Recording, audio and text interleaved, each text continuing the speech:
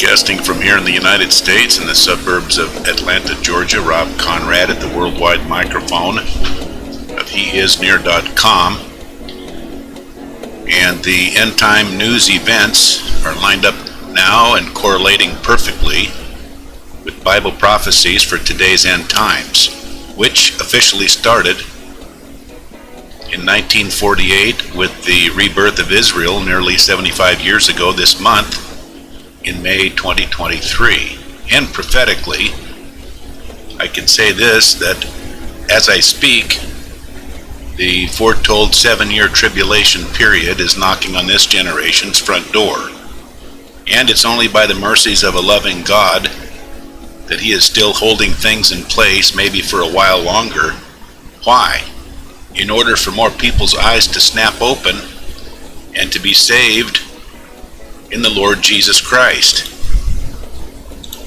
And so let me spotlight several major Bible prophecies that are foretold to occur right at the start of the 7 years, or will occur just after the 7-year tribulation starts. And you'll see clearly that these foretold Bible prophecy events are shaped up clearly in the news right now, confirming just how close this generation is to being thrust into the 7-year tribulation, which equates to the second judgment coming upon this earth. And here's a serious bottom line right off the bat, which is what Jesus Himself said about this final 7-year period, saying in Matthew 24:22 that unless those days were cut short, then no life would be saved. And that tells us that if Satan had his own way, then he'd kill every last human being on earth. And so Matthew 24:22 indicates that billions of people are about to die over this coming 7-year period. And the book of Revelation specifically confirms this, which I'll talk about that in a moment. Now here's several of many key prophecies shaped up now in plain view and pointing to the nearing start of the 7-year tribulation. First of all, in looking at the book of Revelation's chronology, then chapter 6 verses 1 and 2 show the start of the 7-year period with the rider on this white horse being Antichrist himself. That's Revelation 6:2. And importantly, Revelation's actual start of the 7 years correlates exactly with Daniel 9:27's prophecy, also referring to the start of this final 7-year period, with Antichrist also being spotlighted by Daniel the prophet. So Daniel 9:27 is actually the very next major end-time prophecy to keep an eye on, which is the very start of the 7-year period. In fact, the video on the welcome page of HeIsNear.com with the Pope standing at Israel's western wall details this clearly, how soberingly close and set this end-time generation is now for the Pope and the designated 7-year period to start. Now importantly, and keeping in mind that each Pope is Antichrist and is one and the same man as Revelation's false prophet, then even if Pope Francis were to somehow step down from the papacy, maybe retire like Benedict XVI did, then that will not change at all this current spring-loaded scenario of the nearness to the start of the 7-year tribulation. Now the second prophecy I'll point to is Revelation chapter 6 verse 4, which is the red horse, and indicates the unimaginable bloodshed that will begin right after the 7-year tribulation starts.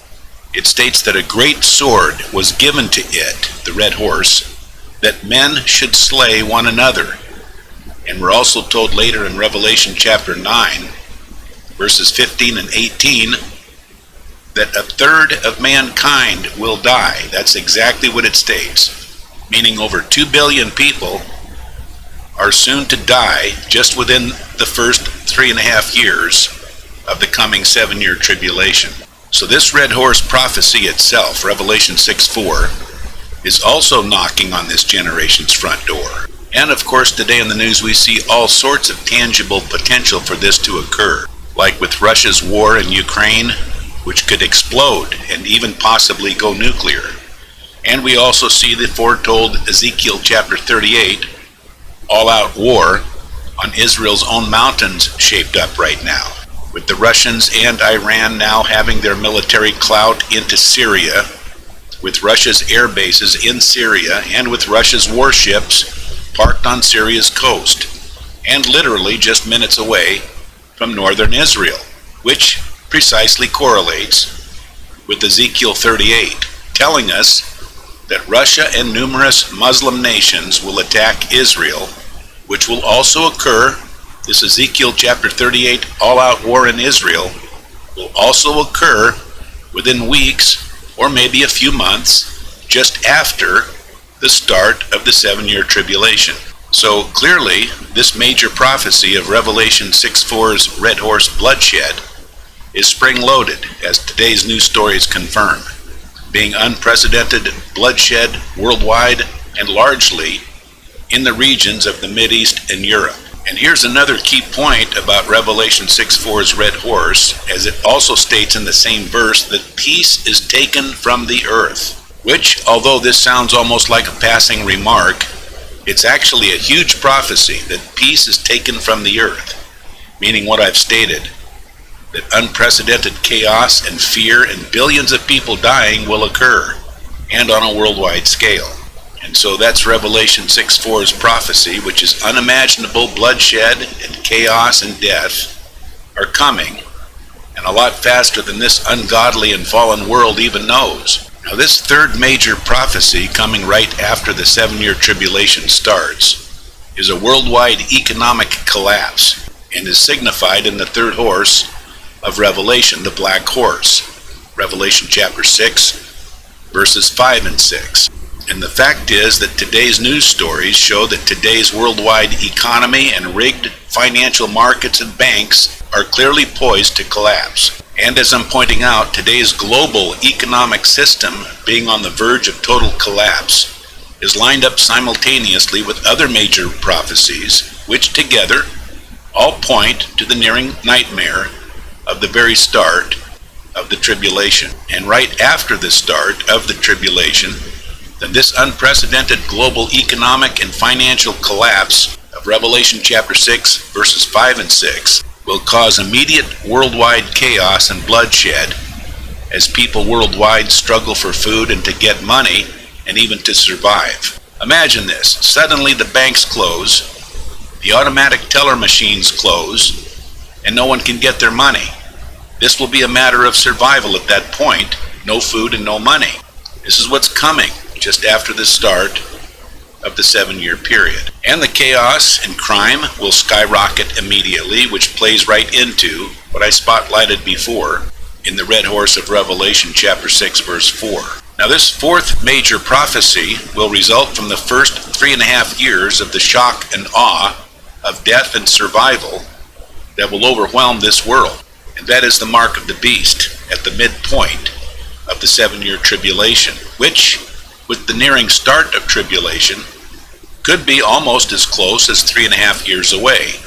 The mark of the beast, that is. And at that mid-7-year point is when the mark is enforced by Revelation's false prophet, the Pope of Rome, which is found in Revelation chapter 13, starting in verse 11, which profiles the mid-7-year point, with the second beast being the false prophet and his coming mark.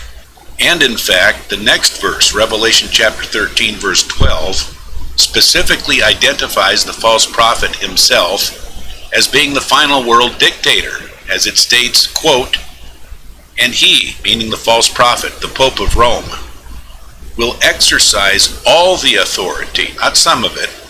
It says he will exercise all the authority. And again, this starts at the mid-7-year point and through the final 3.5 years.